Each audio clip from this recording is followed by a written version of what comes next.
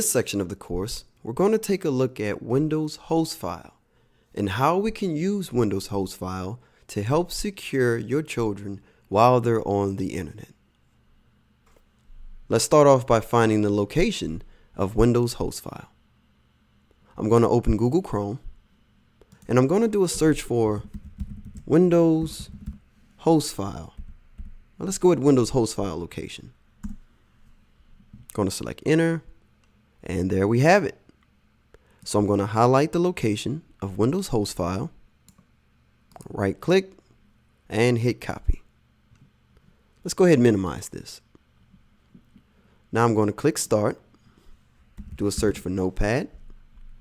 I'm going to right click on Notepad and select run as administrator. I'm going to select file, open, and in the file name location, I'm going to paste the location of Windows host file. I'm going to select open, and there we have it. Now, some brief details about Windows host file. As it states here, it says this file contains the mapping of IP addresses to host names. Each entry should be kept in an individual line. The IP address should be placed in the first column, followed by the corresponding host name. The IP address and the host name should be separated by at least one space. So what we're going to do, we're going to customize Windows host file to block certain websites. We're going to go down to the very last line under the local host section. We're going to select enter, and I'm going to type 0.0.0.0.0. I'm going to tab twice. And this is where we're going to put the domain that we want to block. So in this example, we're going to go with YouTube. Let's go ahead and open Google Chrome again. Let's make sure we can get to YouTube. Select enter. Okay, we see that we can get to YouTube successfully. So what we're going to do, we're going to copy this URL, right click, hit copy, and we're going to minimize it again. Go back to Windows host file and paste that link. But let's take out a bit of the extra stuff, the HTTPS and the / on the end. We just want the www.youtube.com. We're going to select file and select save. And let's see what happens. Let's go ahead and open Google Chrome again.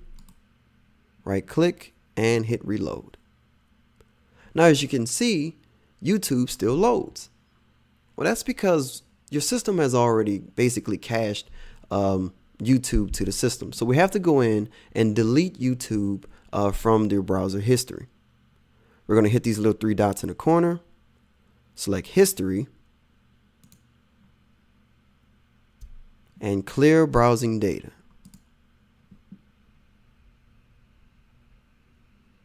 We're going to select clear data. Now let's go back and refresh the page again.